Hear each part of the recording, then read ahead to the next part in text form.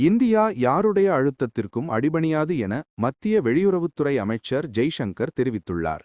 கோல்கட்டாவில் நடந்த நிகழ்ச்சியில் ஜெய்சங்கர் பேசியதாவது, உலகளாவிய உற்பத்தியில் 1/3 பங்கு தற்போது சீனாவில் நடைபெறுகிறது.